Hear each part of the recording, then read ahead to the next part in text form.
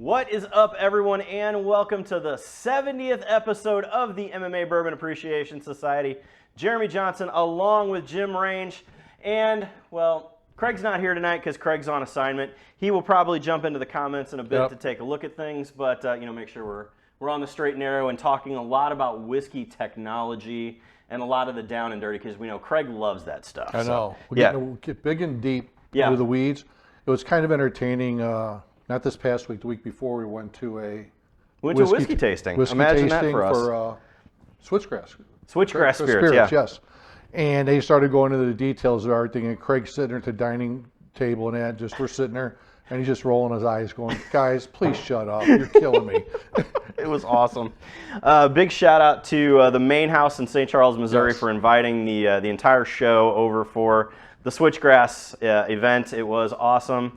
Great bottles. Go check them out at their distillery. They've got some great pours. Unfortunately, producer Matt didn't go with us because, well, he just didn't want to hang out with us. That's fine, but that's okay. But as always, we, of course, will bring you all of our favorite segments, our Sip, Sink, and Save, our Is It Worth It, and we will talk about some of the best in the world of combat sports. And tonight, Jimmy, we have a fun one for all of it because it'll be interesting. We are going down a road that a lot of people always ask us about. It's what starts most people into their world of chasing bourbon, and that is Blantons, because it is... Tater. Yeah, 100%. We'll go into some of that, of what that actually means, too. So, but the idea of Blantons is, it's very cool. We'll go all deep into the weeds tonight on who Blanton was, the how, the why, and we will also sample a few of them because... let's face it, we have a lot of them. So, all right, but tonight, of course, we are going to make our cocktail of the evening, which everybody has one except for me at the moment. And this past Saturday was National Margarita Day. And I didn't have one. I stuck with bourbon all night. Well, I mean, I've come up with something for any time that people are making margaritas and you decide that you want a margarita, but you only drink whiskey.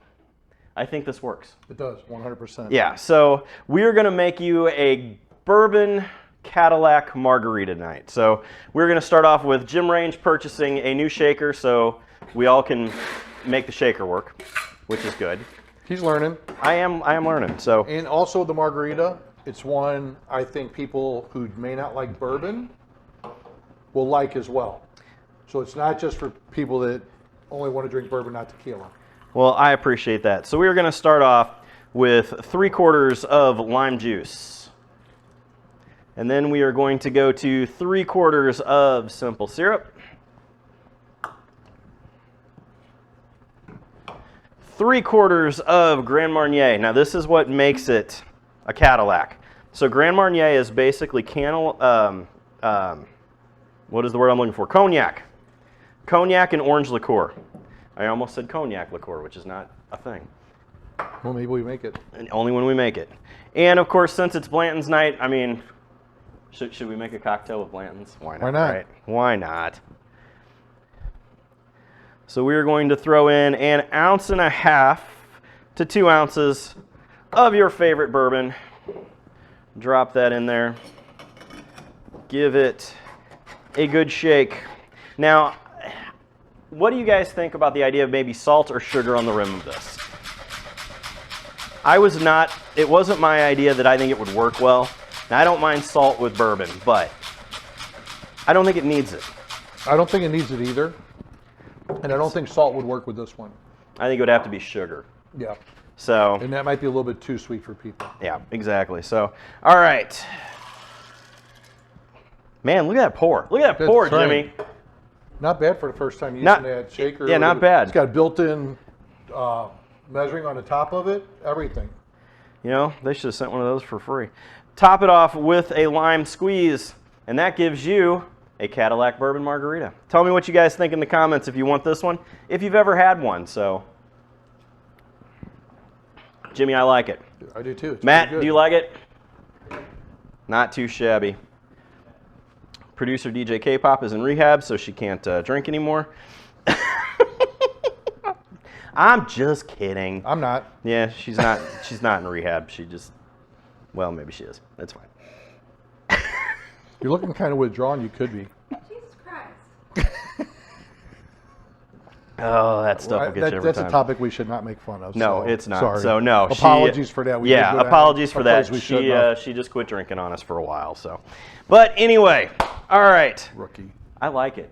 I like this a lot, and I don't like margaritas because I don't like tequila. So.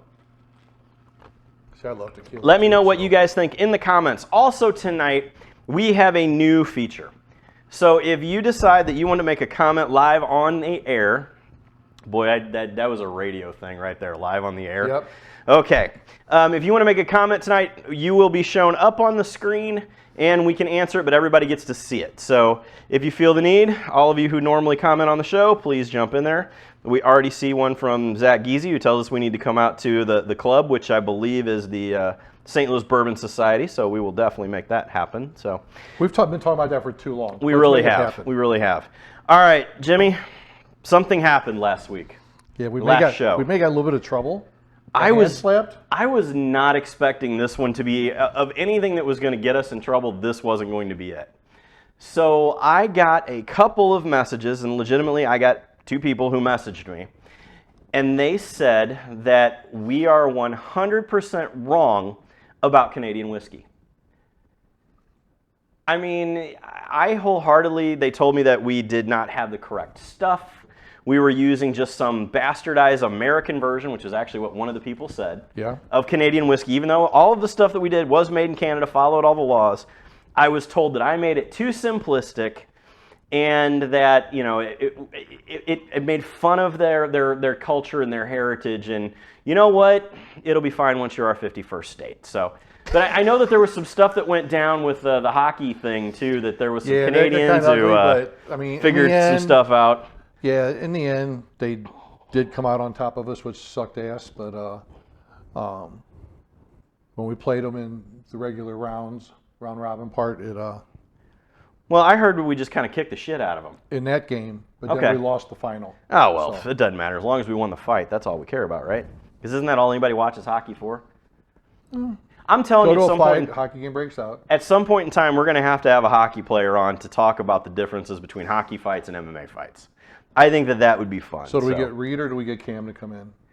I think Reed Lowe would be hilarious because he's number 1, he's funny. Number 2, he's taller than you. And he's in the industry. And he's in he was in the booze industry for a long time. So yeah, I think that would be fun. So all right, anyway, we were told to try Pendleton Canadian whiskey.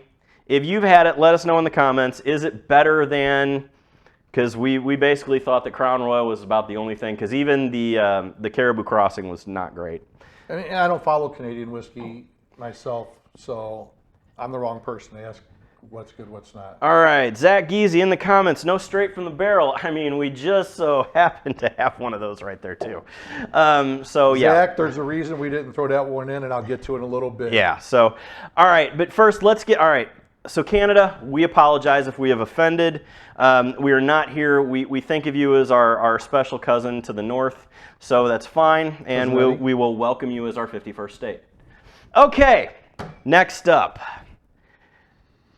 This one kind of floored me when you sent it to me. Yeah, you want me to talk about it? I 100% want you to take this one. So, for the first time in 100 years or so, probably, a very long time, Jack Daniel's has a 14-year release coming out. It's actually out. So, but is it 14 years of old number 7 instead of the average, what is it, 3 or 4? Yeah. Okay. All right. That's my understanding. With just like the 12-year that came out that we had on the show a couple weeks ago. Right. They've got a 14-year out. It is currently trading, and everybody better be sitting down listening to this one because I was blown away. Even up, I saw a transaction for an old Rip Van Winkle, which is 10-year, even up for the Jack Daniel's 14-year. That's saying a hell of a lot. One, we know the prices have come down, but what's all of a sudden up with Jack Daniel's having secondary markets at $350, $400, $500, $650, $700? It's insane. When did Jack Daniel's decide to become bougie? Like, what brought on the idea of Jack Daniel's being bougie now with all of these? Well, I think that Coy Hill started it. Well, they did that Coy Hill release. I don't know. Because the one we had was hot. The earlier ones were incredible. All right. Oh, boy. Now, I did not expect this one in the comment. All right. The UFC's Adam Sella in the comments tonight. He just left coaching wrestling practice, which is funny because Adam was always a stand-up fighter. We all saw him grapple. I mean, it's fine. I know he's got that purple belt or whatever now, but he did tap out John Jones. I will give him that. There is a video. So Adam, let's see, just left coaching wrestling. I need a drink. What should I reach for? I tell you what, the day that you want to have your first drink, Adam, you should come on the show with us and do it. So other than that, and bring your designated driver with you. Yes, straight 136 proof whiskey. That's what you need, Adam. That would be amazing. So let's see. Oh my goodness. We're just going to leave all of that. Cutman Craig in the comments having a great time with everybody. So if you'd like to talk to him, he is in the comments tonight. Okay. Are you going to buy a 14-year? I don't know. I haven't seen one yet. It's going to be one of those, are you going to find it or are you not? Fair. I don't know if, I think we will probably see them because we see the 12 years every once in a while around here. So if I run across one at the right price or I can do the right trade on it, definitely. I just can't bring myself to think about Jack Daniels and Pappy Van Winkle on the same level. I just can't. Well, and 10 years not great. I mean, it's not. It's a no, decent don't say that because Matt loves Well, I know Matt loves it, but yeah. Pours, and a lot of people do. I mean, I don't know. But I mean, that's the thing we love about whiskey, though, in general. Not just bourbon, not just Scotch. Except Everybody for has, Canadians. except for Canadians. Except for Canadian whiskey. Everybody's this is going to be the hill we profile. die on in this show. Is that Canadian whiskey sucks? Okay, all right. Moving on, though, Woodford Reserve has put out a new release, and so let's see. Ariane, we got you covered on that, buddy. Oh goodness. So the black one is the 12-year he's speaking about. This comment thing is going to get me. Okay. Wow. Okay. Yeah, Ariane Zek, yes, we will get you a Weller 12. That's not a problem. We have several. Okay. Woodford Reserve has a limited I got 3 of them. I know you got a couple, so. Dozen. Yeah, that's fine. Not quite. All right, Woodford Reserve, limited release. At the distillery only, from what I understand, they are coming out with something they are calling the Chocolate Whisper Redo. And it is aged longer. They did a Master's Keep selection, the Chocolate Whisper, a few years ago. This is aged another like 10, 12 years. So I want to say it's long. The other thing that gets me is it's 139 proof. I'm on it. So we are going to drink some chocolate fire is what that's going to come out to be. To me, 100%, Matt, I agree that is just almost too hot. Put your big boy pants on. Quit crying. Oh, my God. So did you check the proof on that straight from the barrel? I did not. This one is... Zach, listen up. 136.6 proof on this one. This one was dumped on 8/11/21 from barrel number 1048 in warehouse H of Rickhouse number 45. So... Zach, we will get into those in just a moment, but the idea of this new Woodford being that hot, especially we've had some master collections, we've never had one that hot. No, at all. And the thing that gets me is so it's only available in a 375, and it's $100 per 375 retail. That's not crazy when you look at what is a 750 of Parker's Heritage go for? $180. I mean, that's $90 for a 375 there. Fair. I don't know. Are you guys looking forward out there to it? Who are our whiskey aficionados, especially one Adam Sella? I know that he would love 139 proof bourbon as his first pour. I want to try it just for the flavor profile of it. I do too, because they talk about it being like really deep cacao, chocolatey kind of thing. So we'll see how that one plays out. All right. But tonight, it is all about one Albert Bacon Blanton and his legacy that brought us what you see in front of us. So we are going to move over to the idea of our Sip, Sink, and Save tonight, which is brought to you by, of course, Unrivaled Realty. That is our friend Brad Carey. Check them out at unrivaledrealty.com for all of your buying and selling of a home needs. Check him out, Brad Carey, unrivaledrealty.com for all of those needs.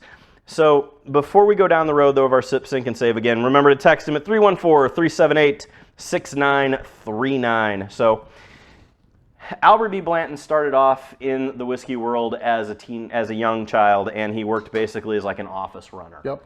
And he worked mostly at the Old Fire Copper Distillery, which became the George T. Stagg Distillery, which became Buffalo Trace. And that's where it really all started. He really did anything and everything that was involved in the distillery, up to making himself like the superintendent of whiskey at one point in time, became one of the master distillers of the product, and he became president of the plant in 1921. He died in 1959, so he lived a hellaciously long life. And it was basically Blanton's, the product, was the first single barrel bourbon, because Mr. Blanton, of course, liked to watch the horses, because it being Kentucky. And he would go into the distillery and pick his favorite singular barrel for his friends to enjoy, hence the idea that the single barrel bourbon was born. And who started it? And so what happened with that then is a young upstart distiller named Mr. Elmer T. Lee, who was a protege of Albert B. Blanton, decided that he was going to create the first single barrel and honor his teacher with it, and that's where we ended up with Blantons today. So with that gym range, our Sip, Sink, and Save tonight, we are going to go through 3 of the, what is there, 7 varietals at the moment? So not counting like LMDW, there's Polish, a Polish, release, which we may have one of those. I mean, there may be one of those around here. So you've got the original Blantons. So question while I'm getting ready to go through this, did the horses always have a letter on them? No, they did not always have a letter. That became marketing. Yeah, that was a marketing thing that came in. So whenever you get a Blanton's bottle, though, now they all have a horse letter on them. And if you collect all of the horses, you can send them to the Buffalo Trace Distillery, and they will give you a Buffalo Trace stave that has it all made into it. And it's pretty nifty. It's cool. Yeah, it is. So, didn't think I'd know that, did you? No, I knew you'd know it. And it was around 94 or something when they did when they started doing that, because I know that there is a bottle maybe running around the house somewhere that doesn't have a letter on it. So, which you might have to open sometime just to have it. But you may take a special occasion. Yeah, a real special occasion. Like, I still won't let you open the Polish one. I know. We need to, though. So we've got the original. Then we've got the gold, which everybody's heard of Blanton's Gold. So pick them up and tell them what each one is. So you got the original that we spoke to, that is just 103 proof. 93. 93, I'm sorry. 93 proof, 6 years aged. Yep. All Blanton's is in warehouse age. So if you want to know the history of all the different Blanton releases in that, there's a silver, there's LMDW, which is Le Monde whiskey, which is a special release in Europe, in Paris actually. You've got the Polish release there's a special release that was done recently that was for Tokyo, that was an LMDW. So this is the original, just a straight 93 proof, 6 years. Single barrel. Single barrel. Mash Bill Witch. And all their bottles will tell you when it was bottled and what RIC number it was on, and they're always warehouse age. Yep. So that's the original. And so warehouse H, just for a background, because I know that Craig's in the comments and he loves to go down the rabbit holes of things. Warehouse H is a bit of a different look and feel, because it's actually metal and not either stone or wood. So makes a little bit different of a flavoring, they think, in the heat. And Zach, I'm jealous of that 92. Yeah, Zach Easy. I want to know how good it was. Yeah, Zach Easy coming in the comments had a 1992 Blanton's. That's living. I think mine's a 90. Is it? Or an 89. Okay. Well, maybe. It's pre-lettering, yeah. All right. Next next we'll go to the gold, which everybody's heard of that. It's hard to find. For a while, it was only a Japanese release, but it is being released in the United States again. It comes in at 103 proof. It's 6 years also. However, it looks exactly the same, except when you get it, it's got a burgundy color band instead of the brown on the wax. That's a Takara release. That's also the gold. That is an 8-year age, but it comes in at 103 also. So you get 2 extra years of aging with that. You've got the green, which is also an import. That's an import. It's Japanese. Oh, no, that's European. That's any place in the world it's released to outside the States. It's an 80 proof. Probably out of all of them, I like it. It's not my most favorite. I'll say that. Leading into something there with Sip, we'll get Sip, Sink, and Save in a little bit. All right. But it's 80 proof, export markets only. It's also a 6 year.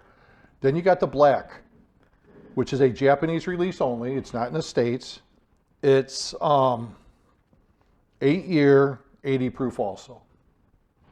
Yep. And then the last one, well, I'll go to the straight from the barrel, which we have up here. I don't have a red out here. The straight from the barrel, it's whatever comes out of the barrel at, and it varies. I've had them 120 proof. This one's 136.6 proof. I like it. These guys think it's hot, but I think for 136 proof, the flavor profile on that does still bring a lot of character to it. It's not just heat. Oh, I will say that straight from the barrel, dependent upon on where it ends up, is one of my favorite pours. Yeah. Zach Easy had a question. Yes. So the black is actual Japanese Blantons. Yes. The gold can be found anywhere in the U.S. or anywhere, period. But this one's a Japanese That release. particular one is a Japanese bottle, but we do have an American one too somewhere And around the here. green is also known, it'll say on the label, special reserve. It's not just a green label. The rest are all single barrel outside the, well, they're all are, and the straight from the barrel, of course, is every barrel is a different proof. Right. Every barrel is different. And then the other standard release is a red, which is Japanese. Yes. So, And that's 80 proof, and that's 8 years also. So we have a pretty decent selection here of the Blantons. So, all right, Jim Range, talk them through what our sip, sink, and save means. Give them the rules, and let's get to it. So sip, sink, and save. Which one are you going to sip on a daily basis? Which one are you sinking down the drain? And which one are you saving for special occasion, which is people coming over, drinking, or mixing, etc. So go ahead, Jeremy. Oh, you want me to go first? Wow, okay, I don't go first ever. This is what happens whenever Craig's on assignment. Damn, okay. All right. So we're going to go with... So let's go with what of our... No, we're going that... These three, that's right. Yeah. All right, so we're going to take these out of the picture for a moment. The black, the green special reserve, and the gold, 6-year, 103 proof. And Zach, this is why we did not include a straight from the barrel in this. Throwing 136 proof against an 80, an 80, and a 103, or 93. It's not fair. Yeah, it won't play. So, all right. Number one, they're all very, very good. This is the bottle that starts everyone's chase down the rabbit hole of bourbon because the bottle alone is about $6 worth of the price. This is made with the same mash bill, though, that you can find some of the lower price bottles, including Ancient Age. It is the best, I think, starter for the collector who wants to see it. Number one, none of them are worth what you see at the secondary or at most liquor stores, but if you can get one at the distillery, they're about $65. So, all right, with that, my sip, are you ready for this? Yep. My sip is going to be the green label, and it is a very light, it is a very, everything that you want in the idea of bourbon. It's a light, it's a vanilla, it's a bit of sugar cookie, it's got just enough spice to make it nice. So I'm going to sip that. I am going to sink the gold. I am going to sink the gold, and I am going to save the Japanese black. So my problem is that some of the gold is amazing, and some of it is not. Inconsistent. And but that's okay because that's what you want out of a single barrel. You want the ideas of what everything that comes about, and it gives you different, because every bottle is different, literally. And so I think that both of these, the black and the green, are always a consistent. I think that has to deal with the proof. I think that 80 proof makes everything kind of stay where it's at. So Yeah, they're bringing their water in it down to get to that point. yeah. Further. So I am going to sip the green, I am going to sink the gold, and I am going to save the black. All right. I was just Craig Nasello in the comments makes a snoozy face. I'm not going to that. make a comment around what that face looks like it's doing. So Oh, we'll just let but it go. I love every bit of that. So All we're right. going to pin that So comment go through up. yours one more time. All right. I'm going to sip the green. I'm going to sink the gold, and I'm going to save the black. Jim Range, what say you? All right. I like them all. I really do. I think the one thing with the green for me, and you guys know I'm a higher proof, so even having the 80s out here, but I like a little more bite to it. Okay. And I think with that one, it is a little bit sweeter, it's a little bit lighter. So that is not going to be my sipper. Okay. My sipper is going to be the black. All so right. I'm essentially going right to left on my screen. left to Interesting. you. I'm going to sip. I'm going to sink. And I'm going to save. A little bit higher proof. But I do agree with you, though, that the gold is probably out of these with the bottles we've had the most inconsistent up and down on it.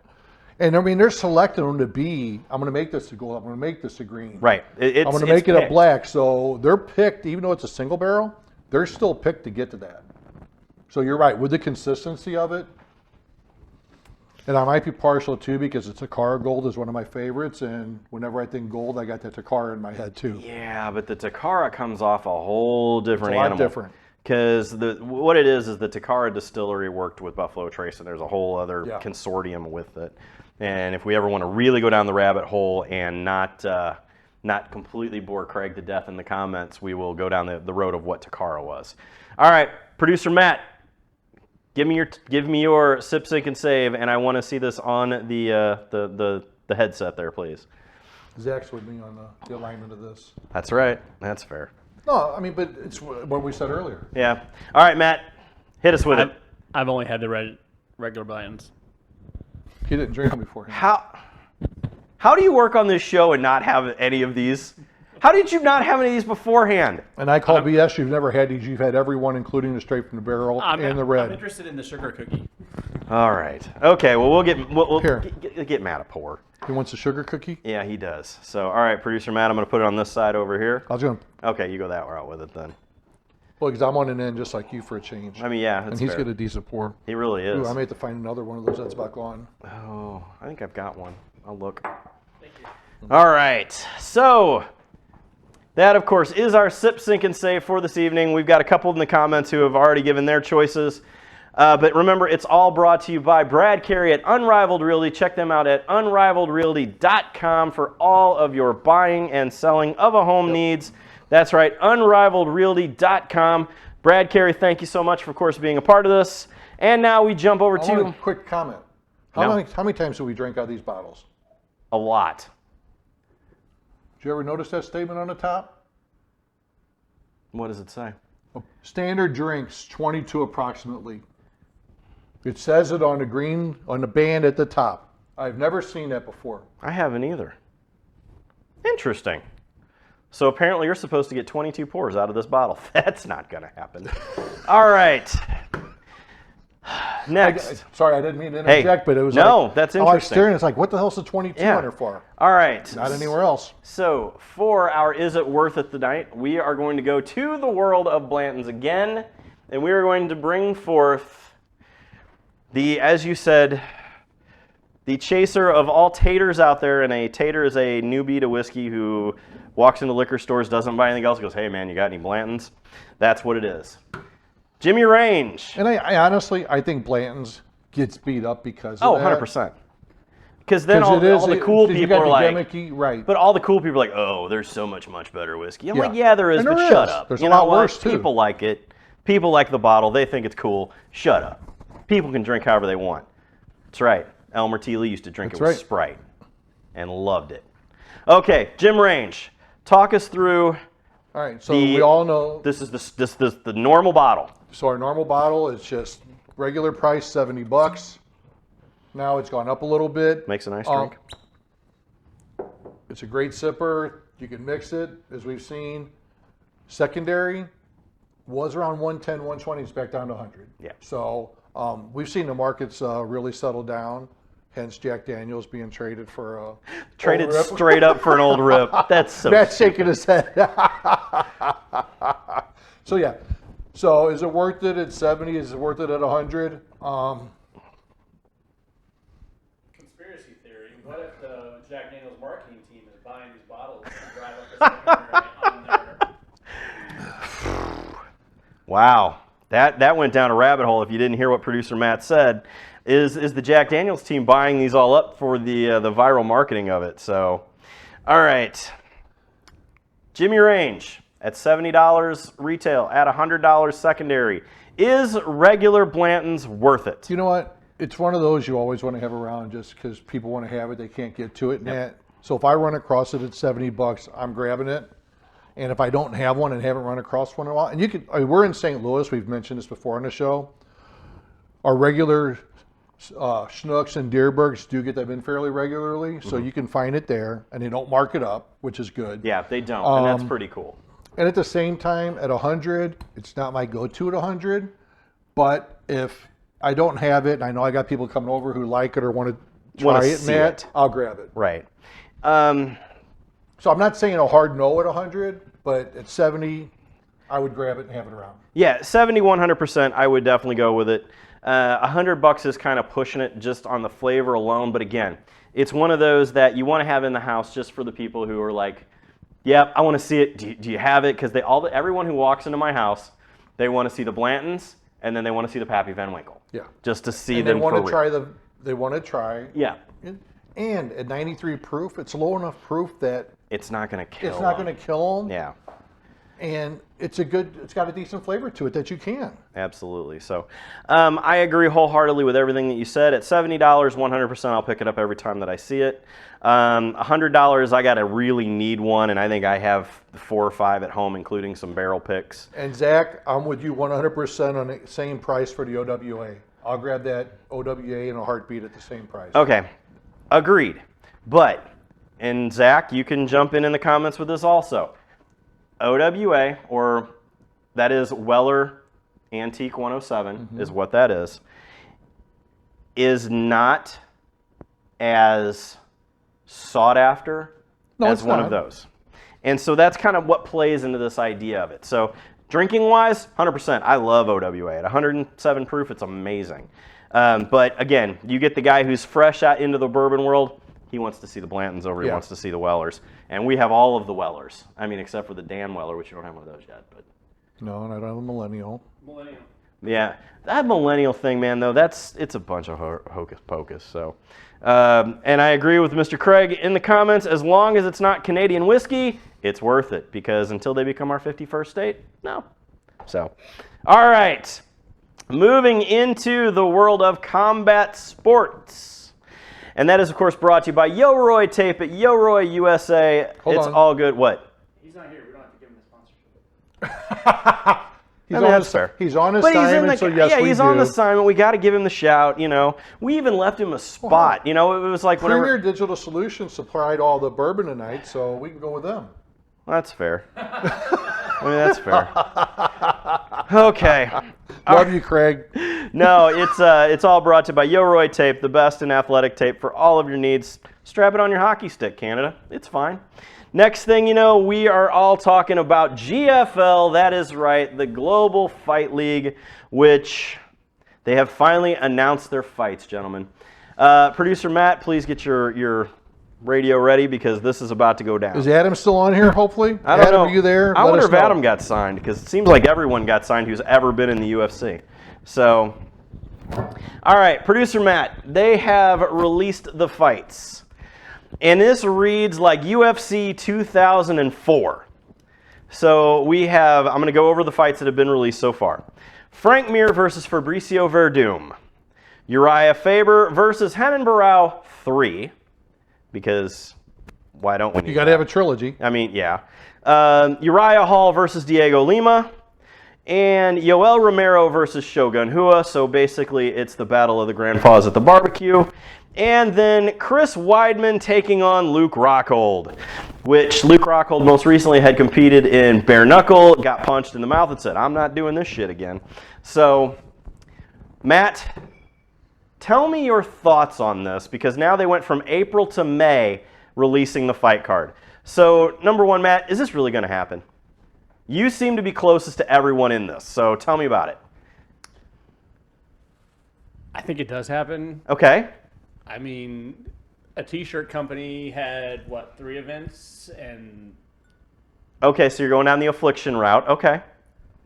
I think they at least have one show, depending on the response and how many pay-per-view buys they get, or... We don't even know where it's going to be on, where to find it.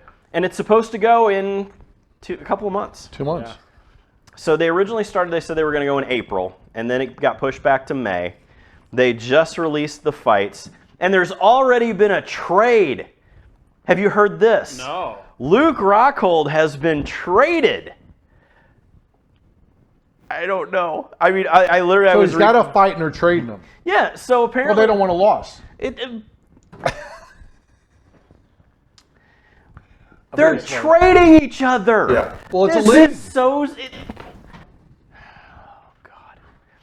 Learn your history, kids. Go look up the IFL. Hell, go look up the World Combat League. It's nobody got really traded. Luke Rockhold did not go from Dubai to AKA because that's what I think Right. what happened. So look that up, producer Matt. Tell me if I'm nuts, but Luke Rockhold got traded, which just is silly. So. All right, Jimmy Range, do you buy into this, that this is really going to happen? I think it's a gimmick that they want to see what old school fans they can bring to see their favorite fighters fight one more time. It's going to be a one and done or maybe two. I do agree with you, Matt, that there was 3 afflictions, and it was something. I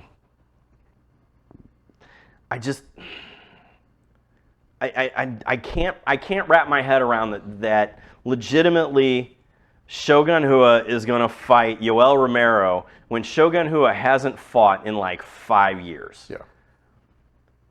How is that even a possible? How would that even let that happen? You know, that's like, What commission is going to have? where is this going to take place? Why is this? I don't know. Again, producer Matt, I implore you, get someone that we know who has been signed to GFL to come in and let's talk about this because I got to see what they say. So let us know, guys, what do you think? Is GFL the real deal? Because I remember GFL a few years ago, and it was it was a regional show. So and then it was redone, and there's a whole other rigmarole to it now. So I don't know. We'll see if it happens in May, and we'll keep talking about it because, it's the craziest thing in the world of MMA at the moment. So, all right, next up, we move to the world of boxing. And Jimmy Range, you called it for real the last time. Canelo's contract has been leaked, and he legitimately is up to $400 million on a 5-fight deal to fight overseas. Now, you want to talk about is it worth it? Producer Matt, pick up the microphone. Is Canelo worth $400 million for 5 fights? They're not going to make that money. You don't think he'll make that money back? I don't think the Saudis will, but they don't care. So Jimmy Range, you being our boxing guy. Yeah, because they're going to give him the first fight to get him the warm-up back there. Okay. And then he's got the unification fight after that.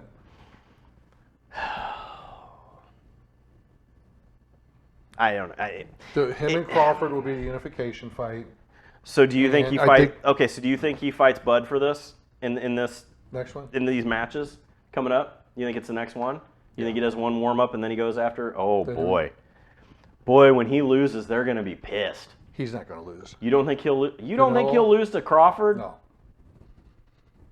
Wow. Okay, this may be a bet we have to make here at the MMA Bourbon Society. So, really, I don't know. Crawford's a. Crawford's solid. Don't get me wrong. I mean, but and he's young. He's looking out. I don't know about all that. So, all right. I have one more tonight, Jim. Is there anything else that we are missing that we need to bring in before I jump to my gotcha question?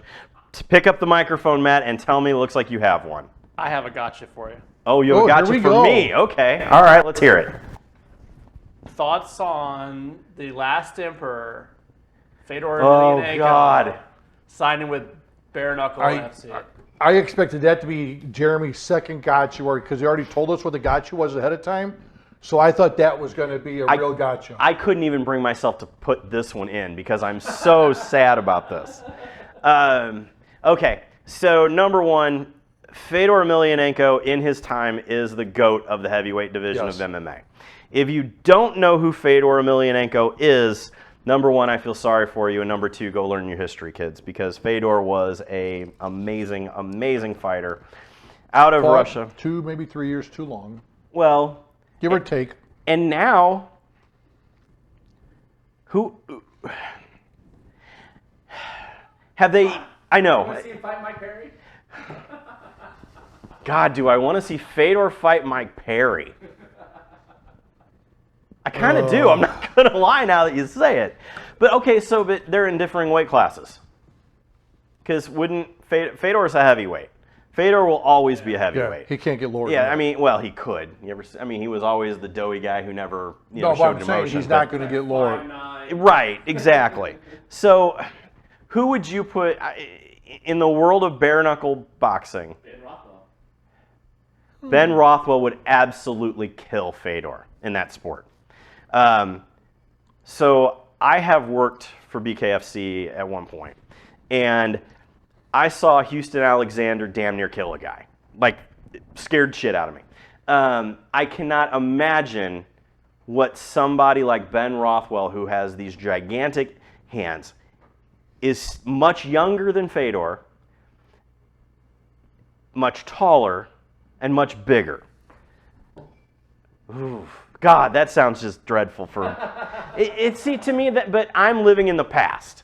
I'm living in the pride days of when Fedor was, the last emperor for real. So, I don't know. Jimmy, what do you think? Do you want to see Fedor fight? No, I don't. Sometimes you just need to walk away. What's that? Can you kick and be a KFC? No, it is boxing. It's dirty boxing, but there is no takedown, there is no nothing. And that was the whole thing. So when I did it, Houston hit a guy and he took a knee, and Houston came through and just uppercutted him while he was down, and the guy was down for like 6 minutes. Like, it was bad. I'm laying on one arm, the doctor's laying on the other, and he goes, when he comes up, this is going to be bad. I mean, let's go back to the last Bellator fight we covered. Okay. Chicago. Yeah. Bader and Fedor. Yeah. Bader KO'd him there. He did not look good in that fight. He doesn't have the chin anymore. No, but I don't want to sound disrespectful, and we've brought it up before on the show when James Toney fought in St. Louis. Absolutely. In the way a fighter disrespected him. I think him going into bare knuckle is a mistake. For that reason alone. I wholeheartedly agreed with that. I think that Fedor needs to live his legacy. I can't imagine Fedor needing the money. I can't. I mean, why do you ruin your legacy? How do you not care about that legacy you've left? So what do you guys think in the comments? Do you want to see Fedor Emelianenko do one more at bare knuckle? Matt, I want to know your thoughts. Do you want to see Fedor do one more? I'm going to say this: if it happens, I want press creds for it. Yeah, I think we'd have to go to that one, unless it's like someplace weird. Like I don't give a shit where it's at. No, it would probably be in Europe. I think. I still want to go. Fair. Okay, producer Matt. Hell yeah. Really? You want to see it? Ben Rothwell fight Fedor? Do you not like Fedor? Are you mad at Fedor? I mean, Fedor just, like, stand-up was always his, Absolutely it was. In 2005. I'm not even trying to be funny. It truly was, I've seen Fedor fight from the years ago. And even like the Russia days against Jeff Monson and all this other stuff. And I just, like you said, Jimmy, I cannot imagine him ruining his legacy to do something that is so brutal with somebody who's going to be 10 years his younger. Right. Matt, how old is Fedor now? 45, 50? 47, I think. Okay. Give or take a year. He is born in 76, so he's 48. Okay, so good Lord, Fedor's 2 years younger than me. That hurts. Well, how old's Frank Mir? Frank Mir's got to be 45, 46. I just want to see Paige Van Zandt and Fedor on the same card. Lord. All right. You can tell Matt's wife doesn't watch the show. Yeah, no kidding. So I don't know. Paige Van Zandt's supposed to be slap fighting again too. So, yeah. But anyway, all right. And finally, this evening for our 70th episode, there has been a call out of Jimmy Range's favorite boxer, Jake Paul, and that was by one Michael the Count Bisbing. Has said that he is tired of seeing Jake Paul call out all of these old and washed up MMA fighters. And he says, you know what? I want to do it because I want to shut him up. I want to shut him up, but he also wants a payday from it. That's 100% what I think this is about. It's all about the I payday. want that payday too. Everybody else has gotten it but me. So Do you think that that Michael Bisping would even have a shot against Jake Paul, or excuse me, Jimmy Range's favorite boxer, Jake Paul? How have we?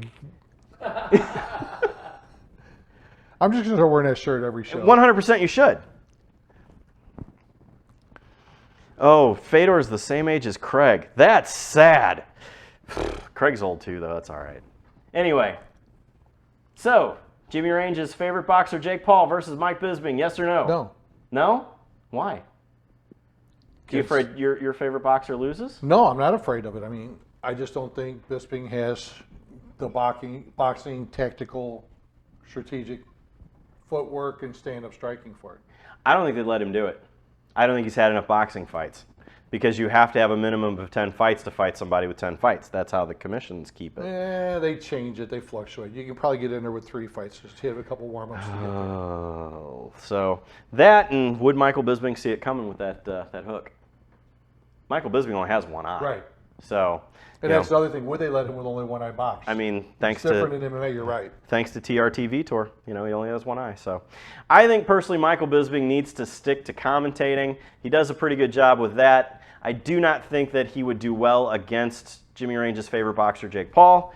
And so I am going to say no to that one. All right, producer DJ K-Pop, thumbs up, thumbs down. Would Michael Bisping beat Jake Paul? Nope, would not. Okay. Producer Matt, would Michael Bisping beat Jake Paul? I don't think he can get cleared. I don't think he'll get cleared either. So, all right, let us know. That wasn't the question. If he got cleared, would he win? How much weight difference is there? None. None? They're No. the same weight class. They would be in the same. Michael Bisping was a world-class kickboxer, right? That's Yes. kickboxing. That's not boxing. His footwork is completely different. Yeah. So, yes or no? Yes or no, Matt? I think he beats Jake Paul. Oh, wow. Okay. All right, producer Matt. Now I want it to happen. Thanks. Michael Just on Bisping beats Jimmy Range's favorite boxer, Jake Paul. All right, ladies and gentlemen, let us know what you think in the comments. And, of course, follow us on all of our social media outlets at MMA Bourbon. I also ask you, please, to give us a follow and listen on Spotify. You can check out all of our back episodes of the MMA Bourbon Appreciation Society with video on Spotify. We are out there every show. Producer Matt gets those up really quick. You can also follow us on YouTube at MMA Bourbon Society and follow us on all of our socials. So it has been a great 70th episode. We missed you, Craig. I hope that all is good there on assignment tonight. So again, thank you very much, everyone, and we'll see you next time right here at the MMA Bourbon Appreciation Society. Cheers, everybody.